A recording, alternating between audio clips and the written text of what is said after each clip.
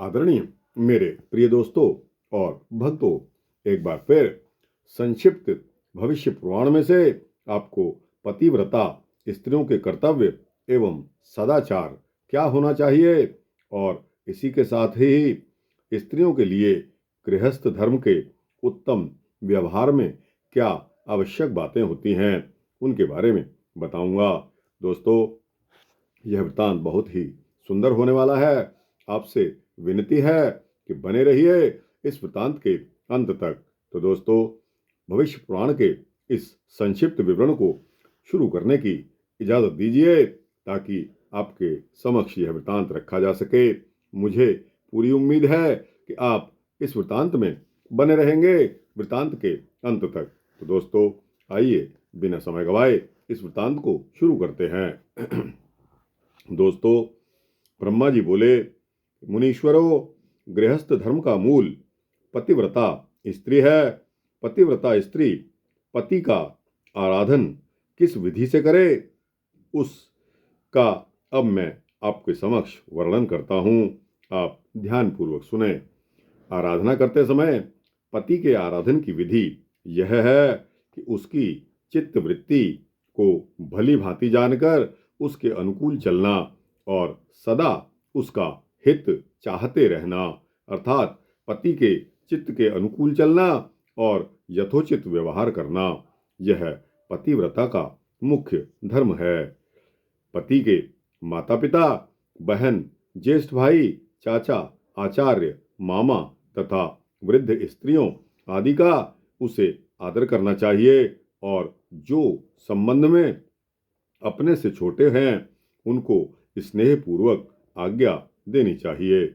जहाँ भी अपने से बड़े सास ससुर या गुरु विद्यमान हो, मौजूद हो या अपना पति उपस्थित हो, वहाँ उनके अनुकूल ही आचरण करना चाहिए, क्योंकि यही चरित्र स्त्रियों के लिए प्रशस्त माना गया है। हास परिहास करने वाले पति के मित्र और देवर आदि के साथ भी एकांतर में बैठकर हास परिहास नहीं करना चाहिए। किसी पुरुष के साथ एकांत में बैठना स्वच्छंदता और अत्यधिक हास परिहास करना प्रायः कुलीन स्त्रियों के पतिव्रत धर्म को नष्ट करने के कारण बनते हैं। सहसा दुष्ट के संसर्ग में आकर युवकों के साथ हास परिहास करना उचित नहीं होता। क्यों? क्योंकि स्वतंत्र स्त्रियों की निर्भीकता एकांत में बुरे आचरण के लिए सफल हो जाती है। अतः उत्तम स्त्री को ऐसा नहीं करना चाहिए। इस रीति से स्त्री का शील नहीं बिगड़ता और कुल की निंदा भी नहीं होती। बुरे संकेत करने वाले और बुरे भावों को प्रकट करने वाले पुरुषों को भाई या पिता के समान देखते हुए स्त्री को चाहिए कि उसका सर्वथा परित्याग कर दे। दुष्ट पुरुषों का अनुचित आग्रह स्वीकार करना, उनके साथ वार्तालाप करना, हास्य युक्त संकेत करना या कुदृष्टि पर ध्यान देना, दूसरे पुरुष के हाथ से कुछ लेना या उसे देना सर्वथा परित्याज्य है। घर के द्वार पर बैठने या खड़े होने, राजमार्ग की तरफ देखने, किसी अपरिचित देश या घर में जाने, उद्यान और प्रदर्शनी आदि में रुचि रखने से स्त्री को बचना चाहिए। बहुत पुरुषों के मध्य से निकलना, ऊंचे स्वर में बोलना, हंसी मजाक करना एवं अपनी दृष्टि, वाणी तथा शरीर से चापल्य प्रकट करना, खंगारना या शीतकारी भरना, दुष्ट स्त्री, भिक्षुकी, तांत्रिक, मांत्रिक आदि में आसक्ति और उनके मंडलों में निवास करने की इच्छा, ये सभी बातें पतिव्रता स्त्री के लिए त्याज्य हैं। इस प्रकार के आचरण से प्रायः दुष्टों के लिए ही यह उचित होते हैं, कुलीन स्त्रियों के लिए नहीं होते। इन निंदनीय बातों से अपनी रक्षा करते हुए स्त्रियों को चाहिए कि वे अपने पतिव्रत धर्म तथा कुल की मर्यादा की रक्षा करें।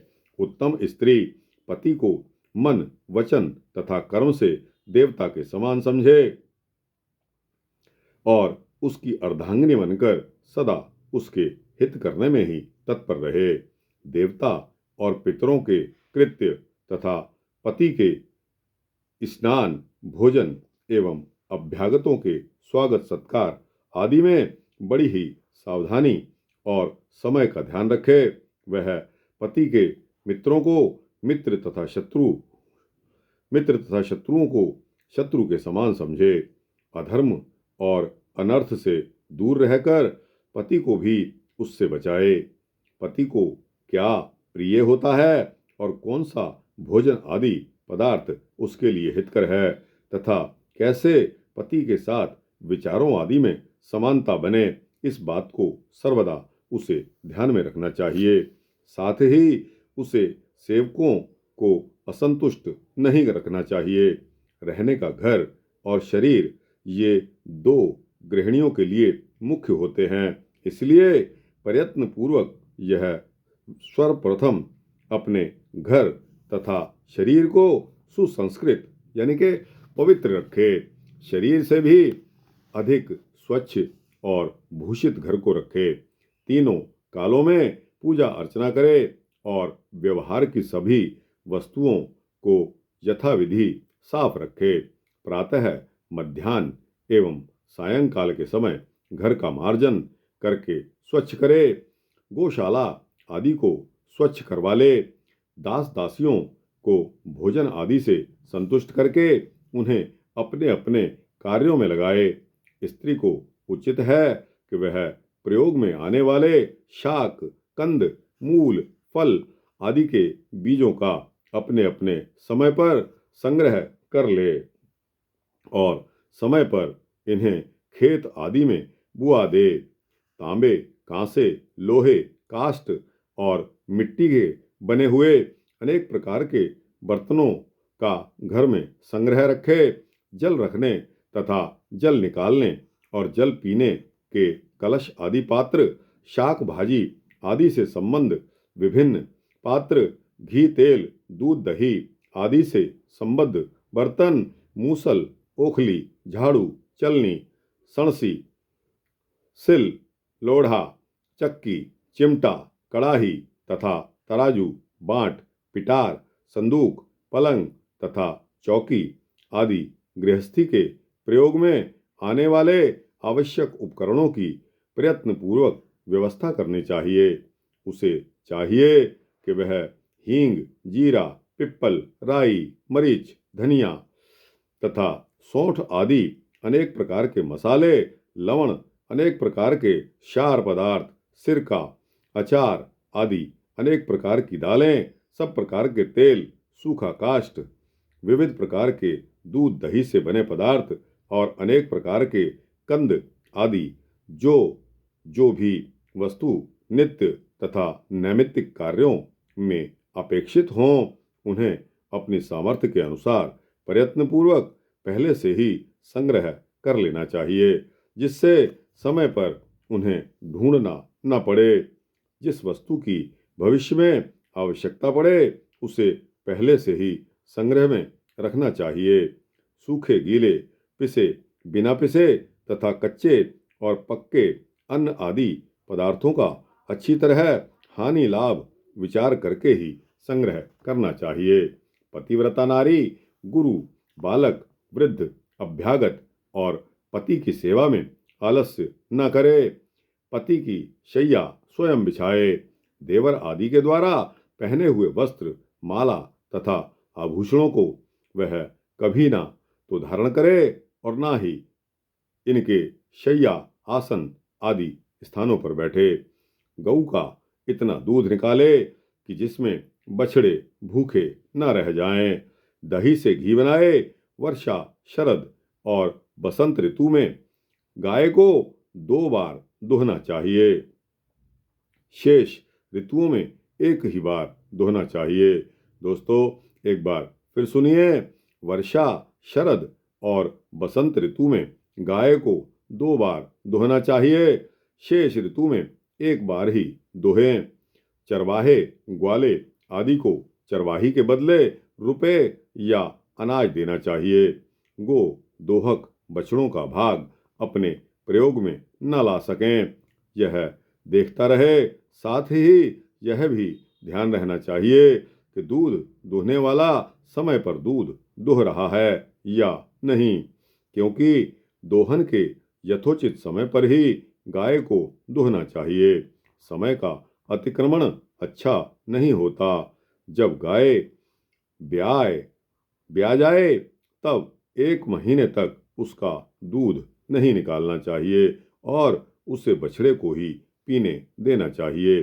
फिर 1 महीने तक एक धन का, तदनंतर 1 महीने तक 2 धन का और फिर 3 थन का। इसे फिर से सुन लीजिए। जब गाय ब्याह जाए तब 1 महीने तक उसका दूध नहीं निकालना चाहिए, उसे बछड़े को ही पीने देना चाहिए।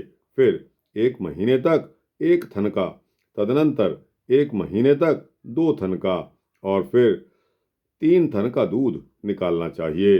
1 या 2 थन बछड़े के लिए अवश्य छोड़ देने चाहिए। यथा समय तिल की खली, कोमल हरी घास, नमक तथा जल आदि से बछड़ों का पालन करना चाहिए। बूढ़ी, गर्भिणी, दूध देने वाली, बछड़े वाली या बछिया वाली, इन 5 गायों का घास आदि के द्वारा समान रूप से बराबर पालन पोषण करते रहना चाहिए। किसी को भी न्यून तथा अधिक नहीं समझना चाहिए। गऊ के गले में घंटी अवश्य बांधनी चाहिए। एक तो घंटी बांधने से गऊ की शोभा होती है और दूसरे उसके शब्दों से कोई जीव जंतु डरकर उसके पास नहीं आते।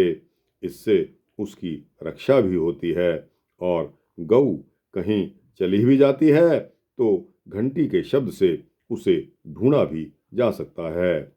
हिंसक पशुओं और सर्पों से रहित, घास और जल से युक्त, छायादार घने वृक्षों वाले तथा पशुओं के रोग से रहित स्थान पर गायों के रहने के लिए गोष्ठ या गौशाला बनानी चाहिए।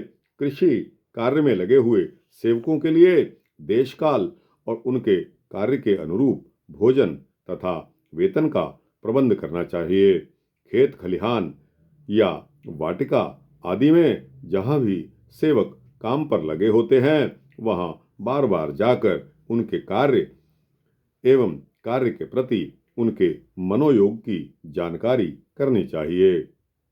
उनमें से जो योग्य हो, अच्छा कार्य करता हो, उसका अधिक सत्कार करें और उसके लिए भोजन, आवास आदि की औरों से विशेष व्यवस्था करें। समय समय पर सब प्रकार के अन्न और कंदमूल के बीजों का संग्रह करें तथा यथा समय उनकी बुआई कर दें। घर का मूल है स्त्री और गृहस्थ आश्रम का मूल है अन्न। इसलिए भोज्य आदि अन्न पदार्थों में घर की स्त्री को मुक्त हस्त नहीं होना चाहिए, अर्थात अन्न को वह वृथा नष्ट ना करे, सदा संजो कर रखे, उसे मितव्ययी होना चाहिए। अन्न आदि में मुक्त हस्त होना गृहिणियों के लिए अच्छा नहीं माना जाता। वह संचय करने में और खर्च करने में मधुमक्खी, वल्मीक और अंजन के समान हानि लाभ देखकर अन्न को थोड़ा सा समझकर उसकी अवज्ञा न करे, क्योंकि थोड़ा थोड़ा ही मधु एकत्र करती हुई मधुमक्खी कितना ढेर सारा मधु एकत्र कर लेती हैं। इसी प्रकार दीमक जरा जरा सी मिट्टी को लाकर कितना ऊंचा वल्मीक बना देती हैं, किंतु इसके विपरीत बहुत सा बनाया गया अंजन भी नित्य थोड़ा थोड़ा आंख में डालते रहने से कुछ दिनों में समाप्त हो जाता है। इस रीति से सभी वस्तुओं का संग्रह और खर्च हो जाता है। इसमें थोड़ी वस्तु की अवज्ञा नहीं करनी चाहिए। घर के सभी कार्य स्त्री पुरुष के एक मत होने पर ही अच्छे लगते हैं। जगत में ऐसे भी हजारों पुरुष हैं जिनके सब कार्यों में स्त्री की प्रधानता रहती है। यदि स्त्री बुद्धिमान और सुशील हो तो कुछ हानि नहीं होती, किंतु इसके विपरीत होने पर अनेक प्रकार के दुख होते हैं। इसलिए स्त्री की योग्यता और अयोग्यता को ठीक से समझकर बुद्धिमान पुरुष को उसे कार्य में नियुक्त रखना चाहिए। इस प्रकार योग्यता से कार्य में नियुक्त की गई स्त्री को चाहिए कि वह सौभाग्यवश या अपने उद्यम आदि से अपने पति की भली भांति सेवा करके उसे अपने अनुकूल बनाए। ब्रह्मा जी कहते हैं कि हे मुनीश्वरों, घर में स्त्री प्रातःकाल सबसे पहले उठे और अपने कार्य में प्रवृत्त हो जाए तथा रात्रि में सबसे पीछे भोजन करे और सबके बाद में सोए। पति तथा ससुर आदि के उपस्थित न रहने पर स्त्री को घर की देहली पार नहीं करनी चाहिए। वह बड़े सवेरे ही जग जाए। स्त्री पति के समीप बैठकर ही सब सेवकों के काम की आज्ञा दे, बाहर न जाए। जब पति भी जग उठें तब वहां के सभी आवश्यक कार्य करके घर के अन्य कार्यों को भी प्रमाद रहित होकर करना चाहिए।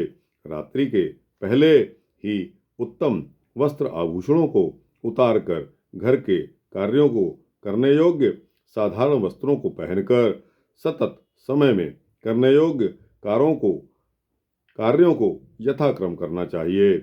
उसे चाहिए कि सबसे पहले रसोई, चूल्हा आदि को भली भांति लीप पोत कर स्वच्छ करे। रसोई के पात्रों को मांज, धो और पोंछ कर वहां रखे तथा अन्य भी सब रसोई की सामग्री वहां एकत्र करे।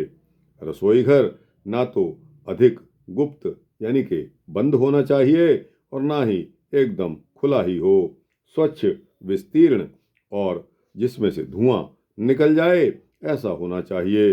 रसोई घर के भोजन पकाने वाले पात्रों को तथा दूध दही के पात्रों को सोपी, दूध दही के पात्रों की सीपी, रस्सी अथवा वृक्ष की छाल से खूब रगड़ रगड़ कर अंदर बाहर से अच्छी तरह धोकर साफ करना चाहिए। रात्रि में धुएं आग के द्वारा तथा दिन में धूप से उन्हें सुखा लेना चाहिए, जिससे उन पात्रों में रखा जाने वाला दूध दही आदि खराब न होने पाए। बिना शोषित पात्रों में रखा दूध दही विकृत हो जाता है। दूध दही, घी तथा बने हुए पाक आदि को सावधानी से रखना चाहिए और उसका निरीक्षण करते रहना चाहिए। स्नान आदि आवश्यक कृत्य करके उसे अपने हाथ से पति के लिए भोजन बनाना चाहिए। उसे यह विचार करना चाहिए कि मधुर, क्षार, अम्ल आदि रसों में कौन कौन सा भोजन पति को प्रिय है, किस भोजन से अग्नि की वृद्धि होती है, क्या पथ्य है और कौन सा भोजन काल के अनुरूप है, क्या अपथ्य है, उत्तम स्वास्थ्य किस भोजन से प्राप्त होगा और कौन भोजन काल के अनुरूप होगा आदि बातों का भली भांति विचार करके और निर्णय करके उसे वैसा ही भोजन प्रीतिपूर्वक बनाना चाहिए। रसोई घर में सदा से काम करने वाले, विश्वस्त तथा आहार का परीक्षण करने वाले व्यक्ति को ही सूपकार के रूप में नियुक्त करना चाहिए। रसोई के स्थान में किसी अन्य दुष्ट स्त्री पुरुषों को न आने दें। इस विधि से भोजन बनाकर सब पदार्थों को स्वच्छ पात्रों से आच्छादित कर देना चाहिए। फिर रसोई घर से बाहर आकर पसीने आदि को पोंछकर स्वच्छ होकर गंध, तांबूल, माला, वस्त्र आदि से अपने को थोड़ा सा भूषित करें। फिर भोजन के निमित्त यथोचित समय पर विनयपूर्वक पति को बुलाएं। सब प्रकार के व्यंजन परोसें जो देश काल के विपरीत ना हो और जिनका परस्पर विरोध भी ना हो, जैसे दूध और लवण का है। जिस पदार्थ में पति की अधिक रुचि देखें उसे ही परोसें। इस प्रकार पति को प्रीतिपूर्वक भोजन कराएं। सब पत्नियों को अपनी बहन के समान तथा उनकी संतानों को अपनी संतान से भी अधिक प्रिय समझें। उनके भाई बंधुओं को अपने भाइयों के समान ही समझें। भोजन, वस्त्र, आभूषण, तांबूल आदि जब तक सपत्नियों को न दे दें तब तक स्वयं भी ग्रहण न करें। यदि सपत्नी को या किसी आश्रित जन को कुछ रोग हो जाए तो उसकी चिकित्सा के लिए औषधि आदि की भली भांति व्यवस्था कराएं। नौकर, बंधु और सपत्नी को दुखी देखकर स्वयं भी उन्हीं के समान दुखी होवें और उनके सुख में सुख माने। सभी कार्यों से अवकाश मिलने पर सो जाएं और रात्रि में उठकर अनावश्यक धन व्यय कर रहे पति को एकांत में धीरे धीरे समझाएं। घर का सारा वृतांत पति को एकांत में ही बताएं, परंतु सपत्नियों के दोषों को न कहें। किंतु यदि कोई उनका व्यभिचार आदि बड़ा दोष देखें जिसे गुप्त रखने से कोई अनर्थ हो तो ऐसा दोष पति को अवश्य बता देना चाहिए। दुर्भगा, निस्संतान तथा पति द्वारा तिरस्कृत सपत्नियों को सदा आश्वासन दे। उन्हें भोजन, वस्त्र, आभूषण आदि से दुखी न होने दें। यदि किसी नौकर आदि पर पति कोप करे तो उसे भी आश्वस्त करना चाहिए, परंतु यह अवश्य विचार कर लेना चाहिए कि इसे आश्वासन देने से कोई हानि नहीं होने वाली है। इस प्रकार स्त्री अपने पति की संपूर्ण इच्छाओं को पूर्ण करे। अपने सुख के लिए जो अभीष्ट हो उसका भी परित्याग करके पति के अनुकूल ही सारे कार्य करे, क्योंकि स्त्रियों के देवता पति, वर्णों के देवता ब्राह्मण हैं और ब्राह्मणों के देवता अग्नि हैं और प्रजाओं का देवता राजा है। स्त्रियों के त्रिवर्ग प्राप्ति के दो मुख्य उपाय हैं। प्रथम, सब प्रकार से पति को प्रसन्न करना और द्वितीय, आचरण की पवित्रता।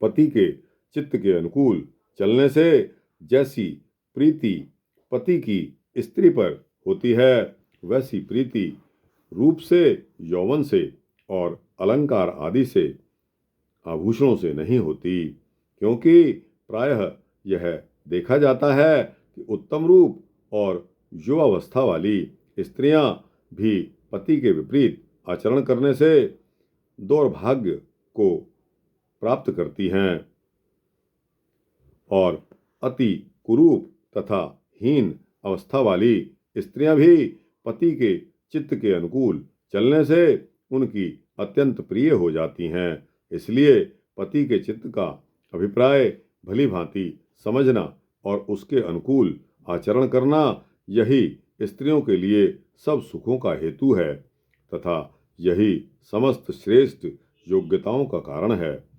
इसके बिना तो स्त्री के अन्य सभी गुण बंधुत्व को प्राप्त हो जाते हैं और निष्फल हो जाते हैं और अनर्थ के कारण बन जाते हैं। इसलिए स्त्री को अपनी योग्यता सर्वथा बढ़ाते रहना चाहिए। पति के आने का समय जानकर उनके आने के पूर्व ही घर को स्वच्छ करके बैठने के लिए उत्तम आसन बिछा दें और पति देव के आने पर स्वयं अपने हाथ से उनके चरण धोकर उन्हें आसन पर बैठाएं और पंखा हाथ में लेकर धीरे धीरे डुलाएं तथा सावधान होकर उनकी आज्ञा प्राप्त करने की प्रतीक्षा करें। ये सभी काम दासी आदि से न करवाएं। पति के स्नान, आहार, पान आदि के स्पृहा दिखाएं। पति के संकेतों को समझकर सावधानी पूर्वक सभी कार्यों को करें और भोजन आदि निवेदित करें। अपने बंधु बांधवों तथा पति के बंधुओं और सपत्नी के साथ स्वागत सत्कार पति के इच्छा अनुसार करें, अर्थात जिस पर पति की रुचि ना देखें उससे अधिक शिष्टाचार ना करें। स्त्रियों के लिए सभी अवस्थाओं में स्वकुल की अपेक्षा पति कुल ही विशेष पूज्य होता है। क्यों होता है? क्योंकि कोई भी कुलीन पुरुष अपनी कन्या से उपकार की आशा भी नहीं रखता, और जो रखता है वह अनुचित है। कन्या का विवाह करने के पश्चात फिर उससे अपनी आजीविका की इच्छा करना, यह महात्मा और कुलीन पुरुषों की रीति नहीं है। अतः स्त्री के संबंधियों को चाहिए कि वे केवल मित्रता के लिए, प्रीति के लिए ही संबंध बढ़ाने की इच्छा करें, और प्रसंगवश यथाशक्ति उसे कुछ देते भी रहें, उससे कोई वस्तु लेने की इच्छा न करें। कन्या के मायके वालों को कन्या के स्वामी की रक्षा का प्रयत्न सर्वथा करना चाहिए। उनके परस्पर प्रीति संबंध की चर्चा सर्वत्र करनी चाहिए और अपनी मिथ्या प्रशंसा नहीं करनी चाहिए। साधु पुरुषों का व्यवहार अपने संबंधियों के प्रति ऐसा ही होता है। जो स्त्री इस प्रकार के सद्वृत्त को भली भांति जानकर व्यवहार करती है, वह पति और उसके बंधु बांधवों को अत्यंत मान्य होती है। पति की प्रिय साधु वृत्ति वाली तथा संबंधियों में प्रसिद्धि को प्राप्त होने पर भी स्त्री को लोकापवाद से सर्वदा डरते रहना चाहिए, क्योंकि सीता आदि उत्तम पतिव्रताओं को भी लोक अपवाद के कारण अनेक कष्ट भोगने पड़े थे। भोग्य होने के कारण गुण दोषों का ठीक ठीक निर्णय न कर पाने से तथा प्रायः अविनयशीलता के कारण स्त्रियों के व्यवहार को समझना अत्यंत दुष्कर है। ठीक प्रकार से दूसरे की मनोवृत्ति को न समझने के कारण तथा कपट दृष्टि के कारण एवं स्वच्छंद हो जाने से ऐसी बहुत ही कम स्त्रियां हैं जो कलंकित नहीं हो जाती। दैवयोग अथवा कुयोग से व्यवहार की अनभिज्ञता से शुद्ध हृदय वाली स्त्री भी लोकापवाद को प्राप्त हो जाती हैं। स्त्रियों का यह दुर्भाग्य ही दुख भोगने का कारण है। इसका कोई प्रतिकार नहीं, यदि है तो इसकी औषधि है उत्तम चरित्र का आचरण और लोक व्यवहार को ठीक से समझना। ब्रह्मा जी कहते हैं कि मुनीश्वरों, उत्तम आचरण वाली स्त्री भी यदि बुरा संग करे या अपनी इच्छा से जहां चाहे चली जाए तो उसे अवश्य कलंक लगता है, और झूठा दोष लगने से कुल भी कलंकित हो जाता है। उत्तम कुल की स्त्रियों के लिए यह आवश्यक है कि वे किसी भी भांति अपने कुल, मातृकुल, पितृकुल एवं संतति को कलंकित न होने दें। ऐसी कुलीन स्त्री से ही धर्म, अर्थ तथा काम इस त्रिवर्ग की सिद्धि हो सकती है। इसके विपरीत बुरे आचरण वाली स्त्रियां अपने कुलों को नरक में डालती हैं, और चरित्र को ही अपना आभूषण मानने वाली स्त्रियां नरक में गिरे हुओं को भी निकाल लेती हैं। जिन स्त्रियों का चित्त पति के अनुकूल है और जिनका उत्तम आचरण है, उनके लिए रत्न, स्वर्ण आदि के आभूषण भार स्वरूप ही हैं। अर्थात स्त्रियों के यथार्थ आभूषण ये दो ही हैं, पति की अनुकूलता और उत्तम आचरण। जो स्त्री पति की और लोक की अपने यथोचित व्यवहार से आराधना करती है, अर्थात पति के अनुकूल चलती हैं और लोक व्यवहार को ठीक ठीक समझकर तदनुकूल आचरण करती हैं, वह स्त्री धर्म, अर्थ तथा काम की अबाध सिद्धि प्राप्त कर लेती हैं। जिस स्त्री का पति प्रदेश गया हो, उस स्त्री को अपने पति की मंगल कामना के सूचक सौभाग्य सूत्र आदि स्वल्प आभूषण ही पहनने चाहिए। विशेष श्रृंगार नहीं करना चाहिए। उसे पति द्वारा प्रारंभ किए कार्यों का प्रयत्न पूर्वक संपादन करते रहना चाहिए। वह देह का अधिक संस्कार न करे, रात्रि को सास आदि पूज्य स्त्रियों के समीप सोए, बहुत अधिक खर्चा न करे, व्रत उपवास आदि के नियमों का पालन करती रहे, दैवज्ञ आदि श्रेष्ठ जनों से पति के कुशल क्षेम का वृतांत जानने की कोशिश करे और प्रदेश में उसके कल्याण की कामना से तथा शीघ्र आगमन की अभिलाषा से नित्य देवताओं का पूजन करे। अत्यंत उज्ज्वल वेश न बनाए और ना ही सुगंधित तेल आदि द्रव्यों का प्रयोग करे। उसे संबंधियों के घर नहीं जाना चाहिए।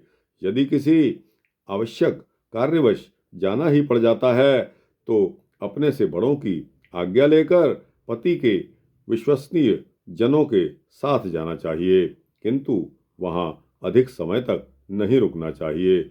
शीघ्र वापस घर आना चाहिए। वहां स्नान आदि व्यवहारों को नहीं करना चाहिए। प्रवास के पति के लौट आने पर प्रसन्न मन से सुंदर वस्त्र आभूषणों से अलंकृत होकर पति का यथोचित भोजन आदि से सत्कार किया जाना चाहिए और देवताओं से पति के लिए मांगी गई मनौतियों को पूजा आदि द्वारा यथाविधि संपन्न करना चाहिए। इस प्रकार मन, वाणी तथा कर्मों से सभी अवस्थाओं में पति का हित चिंतन करते रहना चाहिए, क्योंकि पति के अनुकूल रहना स्त्रियों के लिए विशेष धर्म है। अपने सौभाग्य पर अहंकार नहीं करना चाहिए और उद्धत कार्यों को भी नहीं करना चाहिए तथा अत्यंत विनम्र भाव से रहना चाहिए। इस प्रकार से पति की सेवा करते हुए जो स्त्री पति के कार्यों में प्रमाद नहीं करती, पूज्य जनों का सदा आदर करती रहती है, नौकरों का भरण पोषण करती है, नित्य सद्गुणों की अभिवृद्धि के लिए प्रयत्नशील रहती है तथा सब प्रकार से अपने शील की रक्षा करती है, वह स्त्री इस लोक तथा परलोक में भी उत्तम सुख एवं उत्तम कीर्ति प्राप्त करती है। दोस्तों, जिस स्त्री पर पति अति क्रोधयुक्त हो और उसका आदर ना करे, वह स्त्री दुर्भगा कहलाती है। उसे चाहिए कि वह नित्य व्रत उपवास आदि क्रियाओं में संलग्न रहे और पति के बाह्य कार्यों में विशेष रूप से सहयोग करे। जाति से कोई स्त्री दुर्भगा या सुभगा यानी कि सौभाग्यशाली नहीं होती। वह अपने व्यवहार से ही पति की प्रिय और अप्रिय बनती हैं। उत्तम स्त्री पति के चित्त का अभिप्राय न जानने से उसके प्रतिकूल चलने और लोक विरुद्ध आचरण करने से दुर्भगा हो जाती है एवं उसके अनुकूल चलने से सुभगा हो जाती है। मनोवृत्ति के अनुकूल कार्य करने से पराया भी प्रिय हो जाता है और मनो अनुकूल कार्य न करने से अपना जन भी शीघ्र शत्रु बन जाता है। इसलिए स्त्री को मन वचन तथा अपने कार्यों द्वारा सभी अवस्थाओं में पति के अनुसार ही प्रिय आचरण करना चाहिए। इस प्रकार कहे गए स्त्री वृत्त को भली भांति समझकर जो स्त्री पति की सेवा करती हैं, वह पति को अपना बना लेती हैं और पति की सेवा से सभी सुखों तथा त्रिवर्ग को भी प्राप्त कर लेती हैं। तो दोस्तों, यह वृतांत यहाँ समाप्त होता है। आपको कैसा लगा? अच्छा लगा हो तो पतिव्रता स्त्रियों के कर्तव्य और सदाचार के वर्णों को अपनाइए। स्त्रियों के लिए गृहस्थ धर्म के उत्तम व्यवहार की जो आवश्यक बातें बताई गई हैं, उन पर चलने का प्रयत्न कीजिए। आपका जीवन इस लोक में भी और परलोक में भी सुखी हो जाएगा। दोस्तों, इन्हीं शब्दों के साथ यह वृत्तांत समाप्त करने की इजाज़त दीजिए। आपको यह वृत्तांत कैसा लगा? अच्छा लगा हो तो इसको लाइक और शेयर करते हुए अपने दोस्तों, भक्तों, मित्रों, जिज्ञासुओं तक अवश्य पहुंचाना। कमेंट सेक्शन में अपनी राय भी अवश्य देना। और दोस्तों, इस चैनल को अगर आप सब्सक्राइब कर देंगे तो इसी तरह के आपको ग्रंथों पर आधारित वृतांत सूक्ष्म रूप में मिलते रहेंगे। जय श्री सीतारामचंद्र भगवान की जय।